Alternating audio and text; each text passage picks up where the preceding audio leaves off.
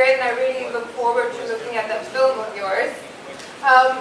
Talking about discovering your niche, I come from a background in graphic design, but I do a lot of experiential work. And I really wanted to have some sort of really profound answer for why I'm in this field, but the honest truth is I just love making stuff.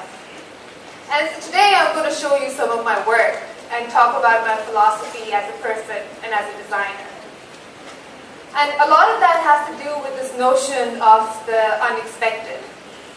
I believe that everything we do, walk, talk, eat, sleep, follows a very logical pattern. And that's input, energy, and output. For example, when we talk, input is subject matter. It could be a question. How was your day today? And so the energy is the thought process of the events that have occurred during that time frame, which leads to the outcome being the day was good or bad. Now my interest specifically lies in the unexpected outcomes that are created due to human input. And I'll elaborate on that throughout this talk. And I want to start with this short video clip.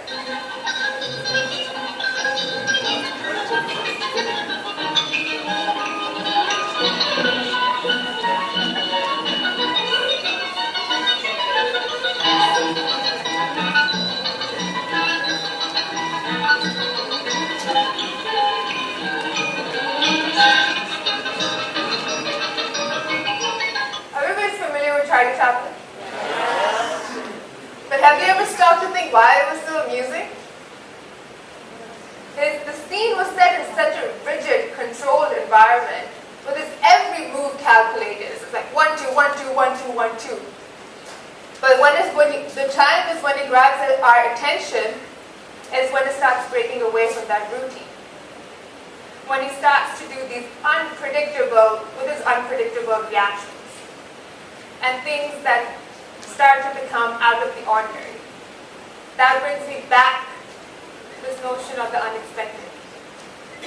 It is something that is surprising. It is something that is out of the ordinary. And for me, it's something that brings joy. Now, I work in an industry of consumer experience and changing consumer behavior.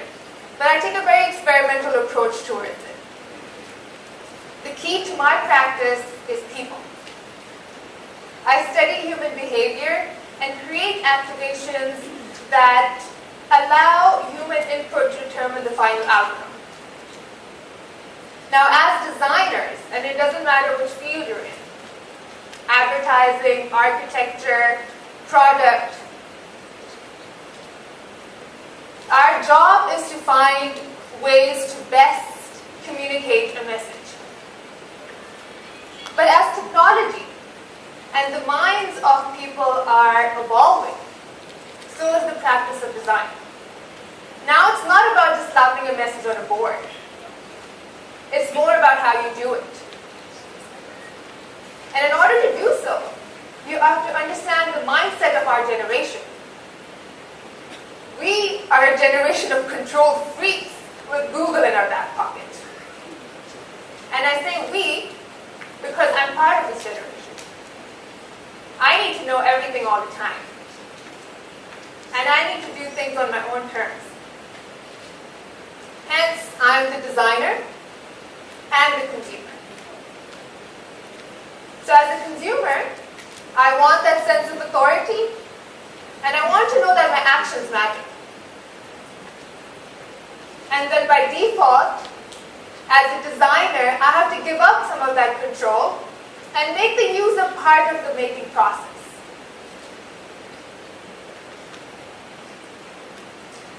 And so my role as a designer becomes that of a facilitator. So I become the middle person between the people and the final outcome. And so how do you do that? How do you break into a person's routine and give them that sense of authority? And Google is a great example for that. They're constantly trying to find new, unexpected ways of seeing and receiving information, like they're doing with Google Glasses. It's a concept that is breaking away from the one-dimensional experience of looking into a screen, but still catering to our personal needs, still personalizing our experience and giving us that sense of control. And so my challenge is to find that right balance between me being a designer and letting go of that control for the user to determine the final outcome. And I'm going to show you 3 pieces of my work. And the key to each activation is human input, or people, with very unexpected outcomes because of that. This first project calls the motion capture machine, and I did this while I was still at Yale. And the agenda here was to visualize movement in a specific space, and 2, to create an obstacle and see how people respond to it. And so what we did was we created a structure with 96 markers hanging from the ceiling, and the tips of the marker touched a piece of paper on the ground, like so.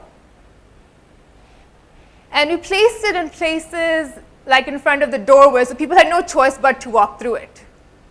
And it allowed us to capture movement in that environment. Now it's a little video.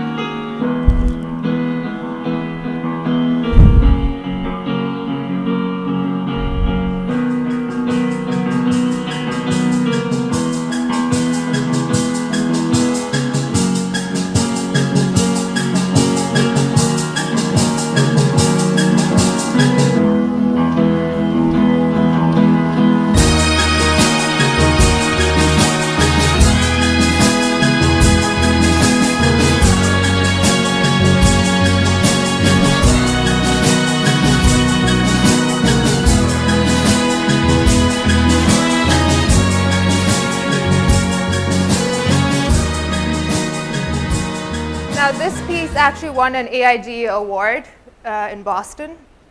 And if you look at the final outcomes, each one is different from the other.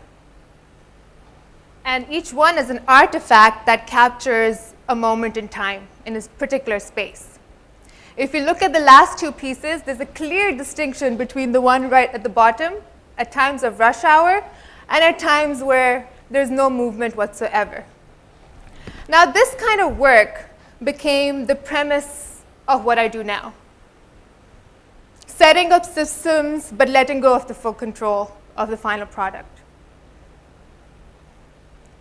But even though if the final outcomes are very organic, the thought process is actually very logical. A plus B plus X equals Y, where X is the human variant and Y is the final product. So in this case, X was when you the people walking in, and Y was the artifacts that were created in the end. Now humans are very unpredictable. And it's their very nature of being unpredictable that gives the element of surprise. This next project, Isolated Community Relief Experience, is something to do with that. It's a site-specific project. The problem here was not enough people were using the space. And so our question was, how do we bring people in it? The people who were coming there were mostly taking breaks from their workstation, coming out to smoke and vent and just complain about work. So it had a very negative vibe to it. And so it got us thinking, how many times at work or at university do you get so frustrated that you just want to step outside and just scream your lungs out? And so that's exactly what we did. We carried a soundproof box. And the idea behind it was, you walk in, your voice goes into the mic, it gets decoded, and becomes sound on the outside that other people can enjoy. I'm going to show you some short documentation, and everything is real time.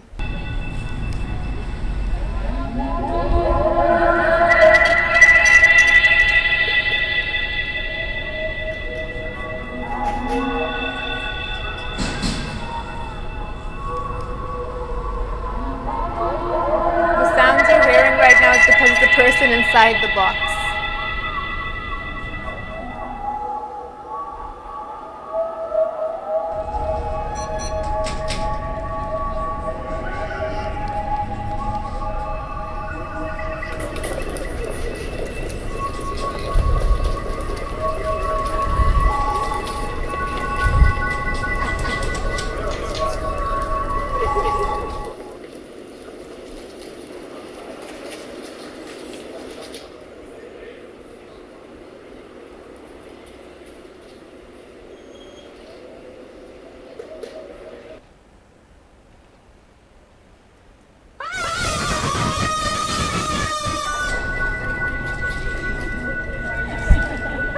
What the hell am I doing here? Shit!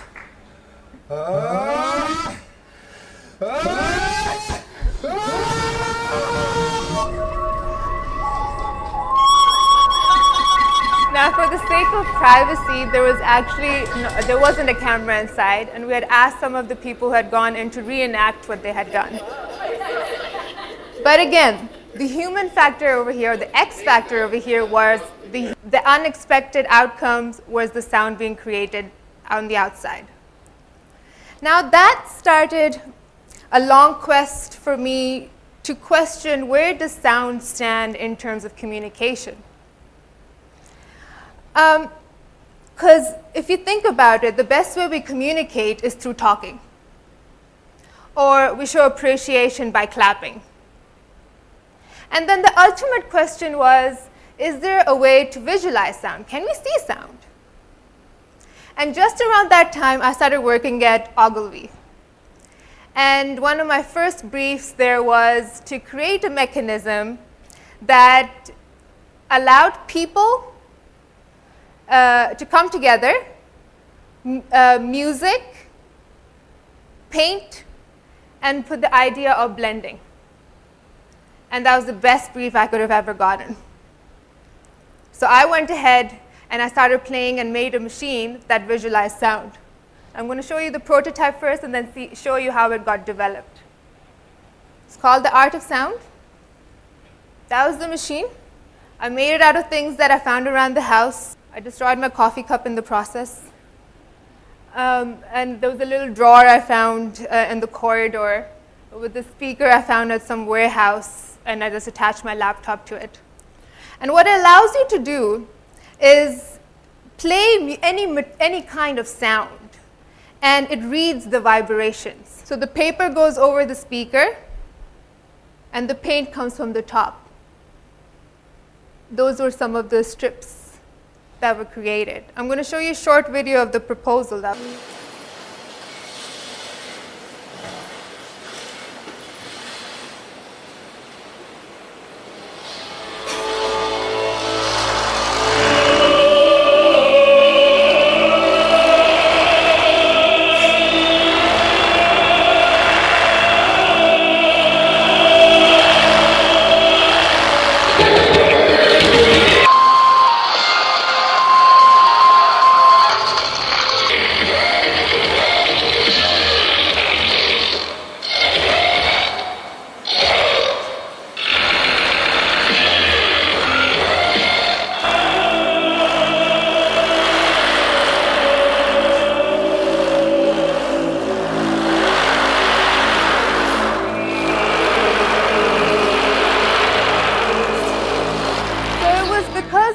Vibrations that these brushes begin to start dancing and start capturing the energy of the songs.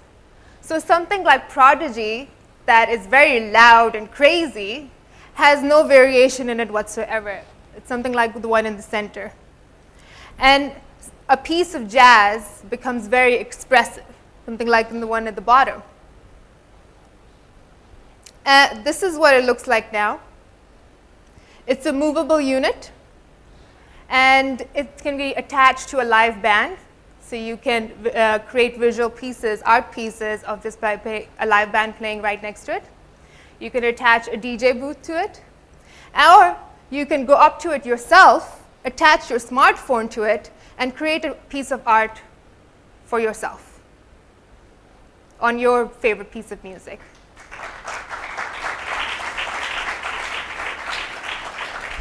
Thank you. I'm going to show you a short sneak peek of how it's functioning. There are like 6 compartments of color, and the ink flows through into the paintbrushes.